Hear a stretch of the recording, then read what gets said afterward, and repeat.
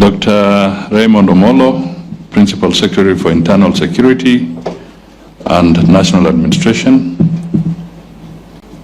members of the National Steering Committee on Peace Building and Conflict Management, members of the Independent Panel of Advisors, representatives of Sweden, Norway, and the United Nations Resident Coordinator's Office, and the United Nations Development Program, Archbishop Olesapit, other stakeholders and partners, distinguished guests, ladies and gentlemen, good morning. I am delighted to join you during this significant event for the launch of the Peace Building Architecture Review Report. On behalf of the government, I wish to thank the Independent Panel of Advisors, chaired by General Opande, the United Nations and embassies of Norway, Sweden, and other partners who have worked tirelessly to conduct this review and prepare the report. The findings and recommendations from the review process resonate with the challenges we face in sustaining and deepening peace in Kenya. Let us acknowledge this team of patriotic Kenyans who are committed to ensuring our country and our people enjoy peace and stability. Deepening and sustaining peace is a top priority of our government. Peace is an important precondition for us to achieve socio-economic transformation anchored on the bottom-up transformation agenda priorities and the Kenya Vision 2030. The moment is here for us, individually and collectively, to articulate a new national agenda for peace, to enhance shared prosperity among all communities across the country. And while we face these complex challenges from time to time, such deep self-reflections are important for ensuring we remain resilient as we build a more prosperous country. The recommendations of this report provide an opportunity for us to engage constructively on the issues that our young people have raised in recent months. It offers a new opportunity for us to strengthen our peace-building institutional arrangements. Implementation of the recommendations of this report will be a great first step in demonstrating that the government is listening and responding to the voices of the people. I have therefore requested PS Omolo to spearhead the implementation process, including constituting a broad-based team that will ensure no one is left behind in this great initiative. This process will demonstrate our resolve to deal with the escalating digital threats to our peace, which are manifested in information manipulation, online toxic content, fake news, and incitement. This should be prioritized in the implementation process. I'm well aware that peace-building work requires enhanced funding from the government and partners in this ecosystem.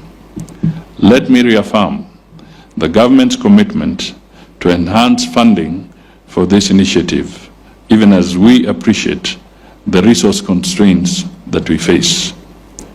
Let me conclude by acknowledging all our partners, and I will repeat, including the United Nations, Sweden, and Norway. Your technical and financial support, including helping us to set up a peace-building fund, will strengthen our journey towards a more peaceful country. I also wish to appreciate all the stakeholders that you represent during this forum. Your perspectives will enable us to achieve strong consensus on how the recommendations of this review should be implemented. Ladies and gentlemen, before I formally launch the report, let me just highlight one or two things. First, let me echo the remarks made by the Archbishop that we should never take peace for granted. It is a gift from God.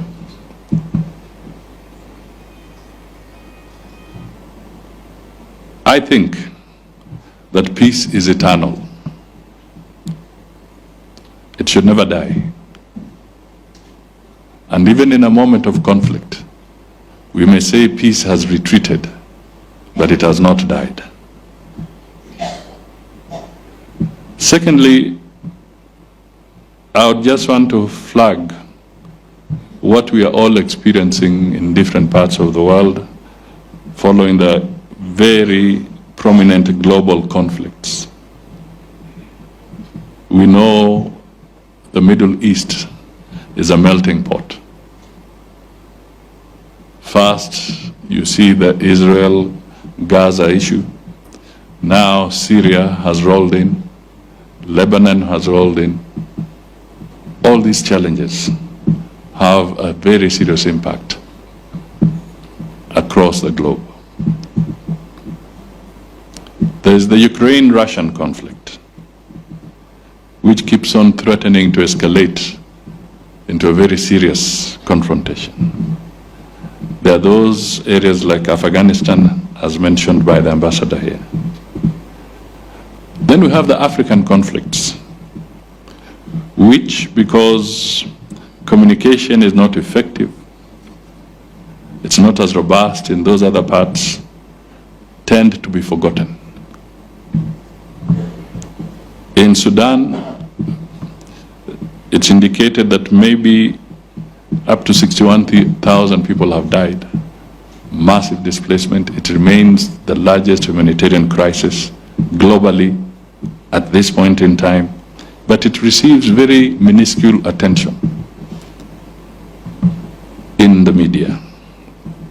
In Africa, it is estimated that conflicts have forced 100 million children out of school. 100 million. That is 2 Kenyas, if we take an average of 50 million as our population today. So 2 Kenyas are out of school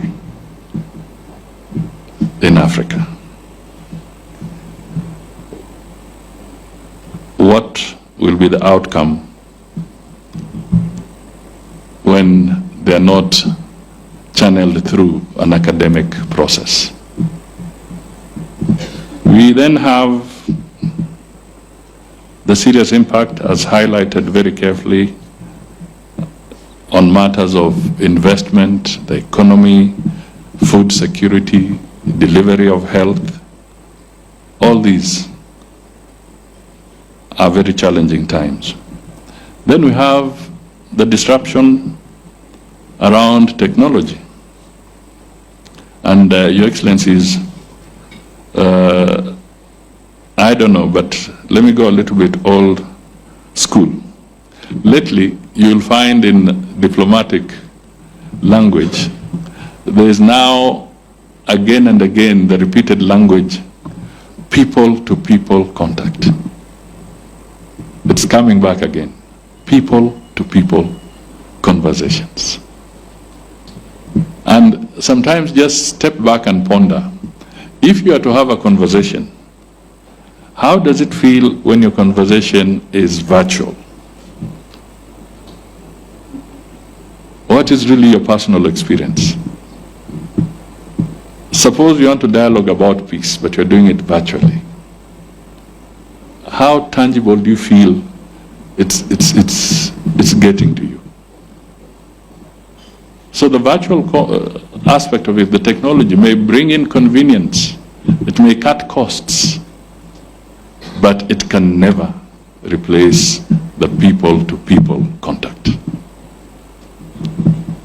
That is why it is important that we must engage and support each other so that we can truly harness the peace that is there. The fake news, I'll give you just one quick example, because it's real and it happens every other day, and we really have to be careful. The Inspector General of Police, I think it was earlier in this week, his deputy is here. They left Nairobi and went to Marsabit because on the social media there was this story that 10 miners had been buried in the mines in Marsabit. They left, they went there physically, and it turned out to be fake news.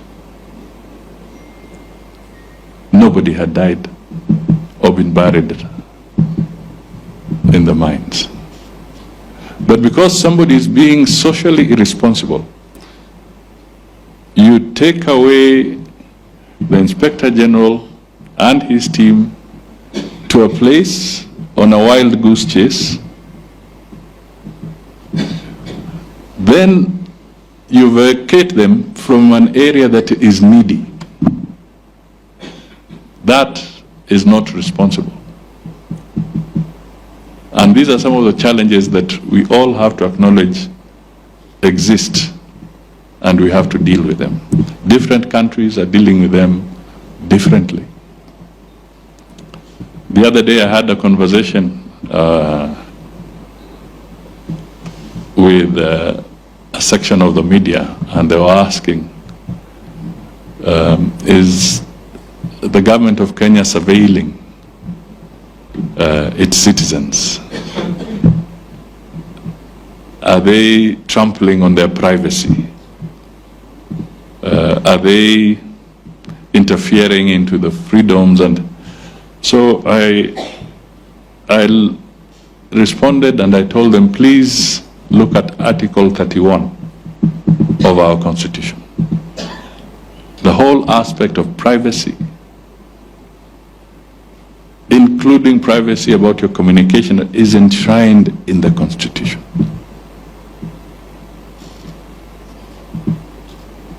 It is enshrined in the Constitution. And our courts, if somebody believes that there was an infringement, nowadays people don't hesitate to take anybody to court. Whether it is from the toppest position in the executive to any position, we all face courts nowadays. So if somebody is really aggrieved, there's an avenue to be able to tackle and address those issues. However, I also asked the person who was raising the question that let us also face it. If you land in Heathrow Airport, if you land in New York, cameras or not? If you landed in Dubai, do we have cameras or don't we? If you went to the airport in Stockholm or in Norway, there are cameras.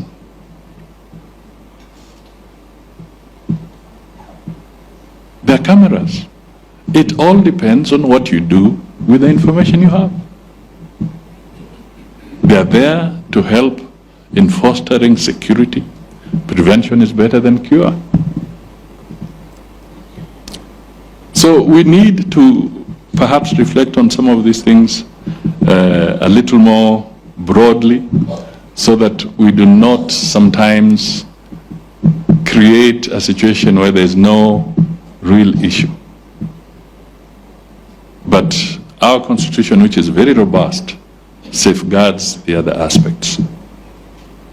But because today we are talking peace, let me just maybe conclude by drawing your attention to the famous statement by an Oriental sage, and it said, "The wise win the war before the fight, while the ignorant fight to win the war." let us be the wise. Let us dialogue. Let us talk so that we don't have to fight. That, to me, is a very, very critical message as we wind up the year. And I want to wish you all a very prosperous Christmas and a Happy New Year, the year 2025. So it is now my pleasure and honor to declare the Peace Building Architecture Review report officially launched. Let us move with speed to the implementation phase. God bless you all. Asante sana.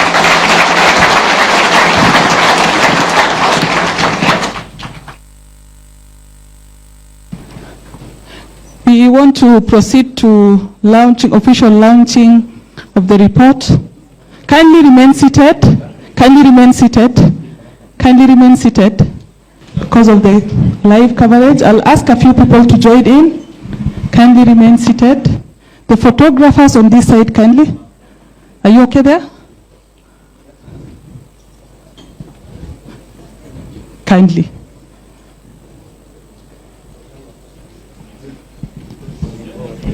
Let us all count. Excuse, you're blocking the cameras. Kindly sit down. Kindly sit down. Everybody sit down.